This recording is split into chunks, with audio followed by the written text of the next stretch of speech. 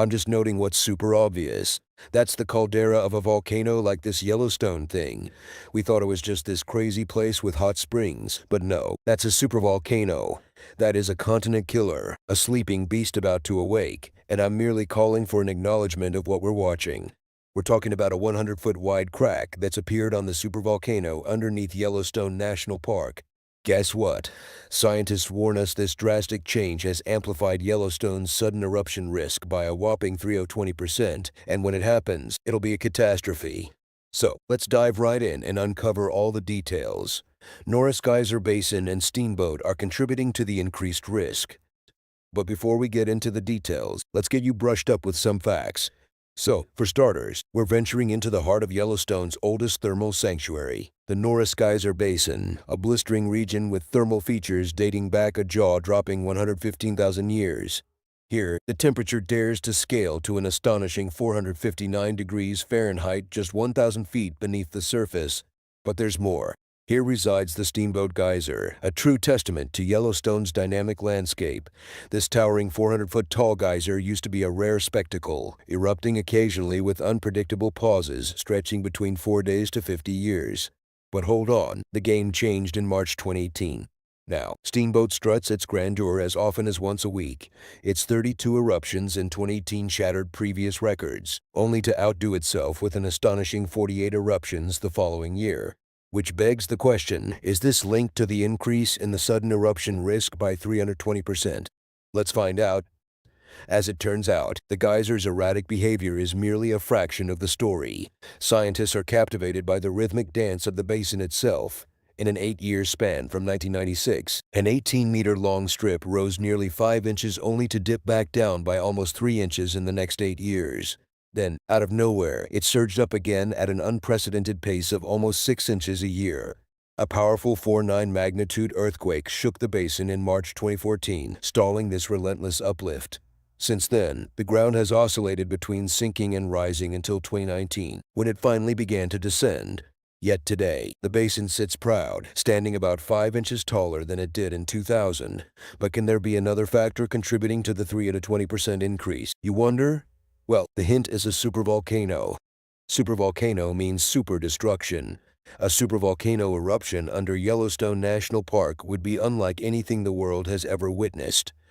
The biggest natural threat to human existence on Earth is posed by the 20 supervolcanoes that exist. The Yellowstone supervolcano has only erupted 3 times in the past 2.1 million years despite scoring an 8 out of 8 on the Volcanic Explosivity Index. The 4th time might be sooner than you think.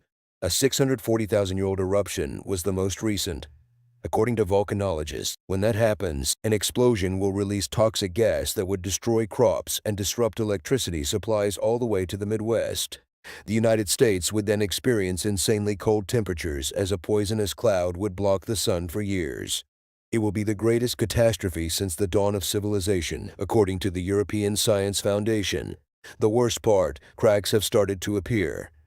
Literally, in 2018, Grand Teton National Park in Wyoming closed down because of a massive crack due to a potential safety issue. Hidden Falls and Inspiration Point were closed, and park rangers carried out a risk assessment process. A source at the U.S. Geological Survey claims that the rock face crack is a typical rockfall-rated risk.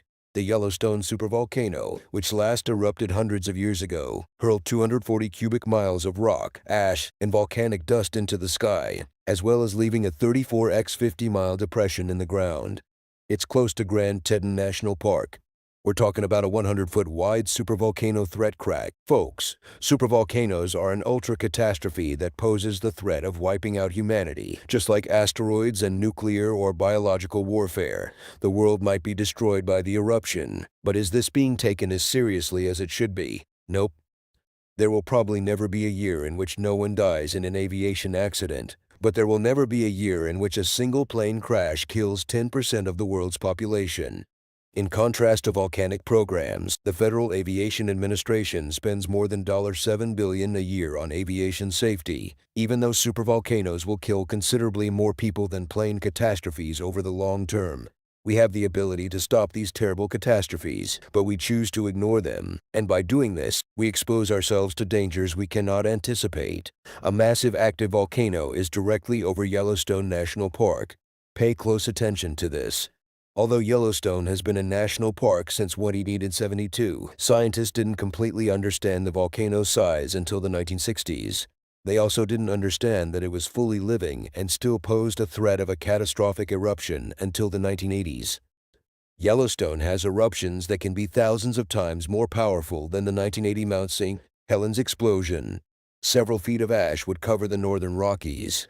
Almost everyone in the United States would be covered with ash. Now, geologists are curious to know what exactly is going on beneath all those hot springs and geysers of the national park. They naturally want to know whether Yellowstone will erupt again, when it will, and how badly. A giant eruption would be a low probability, high consequence event, the archetypal black swan with potential to have an impact on both society and the Earth, but it hasn't been ruled out completely. The issue for scientists is that these massive supervolcano eruptions are extremely unusual, and the most important thing to identify is hidden kilometers below the surface and involves chaotic forces, intricate chemistry, and mysterious geological features. Recently, the hidden architecture of Yellowstone was revealed by a research team. They simulated how lava rises from the center of the Earth and forms two sizable chambers of partially melted rock beneath the park's surface. These two magma chambers are piled one on top of the other, and there is non-melted rock between them. The lava emerging from the mantle of the Earth flows freely and contains little gas. The layer, whose top is roughly 6 miles below the surface, is created when it cools and hardens as it strikes a relatively cold crust. The upper magma chamber, which is located on top of the sill, is filled with explosively sticky magma that stores a lot of gas. It's comparable to a shaken, unopened soda. Can you know how that goes? The new study, published in Geophysical Research Letters, describes how this two-tiered, geochemically varied architecture might have developed over time. One day, we may get a model snapshot showing the system as it will appear when there has been sufficient melting to cause a significant eruption. Their model is interesting because it allows them to go through time and determine how eruption rates might have been affected many millions of years ago. The latest discovery supports past studies on the twin magma chambers bubbling under the park. Geologists also measured the speed at which seismic waves from mild earthquakes move through the subsurface rock using sensors positioned all over Yellowstone. Through heated and partially melted rock structures, these waves move more slowly. So, scientists were able to create an MRI-like image of the two magma chambers using the data. It's worth mentioning that supervolcano is not a technical term. Yellowstone is referred to as a caldera, a volcano that forms calderas. Basically, a volcano that forms a sizable crater is called a caldera, and these are mountain-eating occurrences. Yep, you heard that right. In fact, on the map provided to visitors to Yellowstone, which depicts the outline of the most recent caldera, it can be seen that the park's central region is unusually devoid of mountains. They either fell into the large hole or were blasted away. The first major eruption in the Yellowstone region happened around 2.1 million years ago, and the most recent one was 63,000 years ago. Is the fourth one upon us? With a whopping 320% risk increase, it might just be. Then again, who can accurately predict how much magma is required to start a caldera-forming eruption? But until then, don't think nothing's happening within the Yellowstone system, as relatively minor eruptions that produce lava flows are quite frequent. The latest occurred 70,000 years ago, and Yellowstone is due to erupt catastrophically. But you see, volcanoes don't act in predictable machine-like ways, and that alone should be a massive concern for us all. Oh, and by the way, Yellowstone is not the only caldera in the country. The Long Valley Caldera in California, next to the well-known ski resort of Mammoth Mountain, is one of several worth mentioning. The U.S. Geological Survey conducts just that. It is located just east of Yosemite National Park and erupted about 700,000 years ago.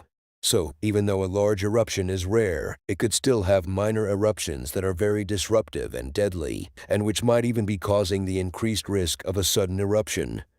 In fact, California has 7 volcanic areas with molten rock zones underneath the surface. On the San Andreas Fault, a magnitude 6 or bigger earthquake is about as likely to occur in California as a volcanic eruption. Now you must be wondering what would happen if this supervolcano did erupt. First, an insane amount of ash and sulfur would be thrown into the air.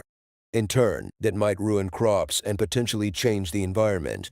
We know that because the enormous Mount Tambora eruption in 2015 caused agricultural failures, harsh weather, and a drop in world temperatures. The magma bubbling underneath Yellowstone is a powerful heat source, which is why there are so many beautiful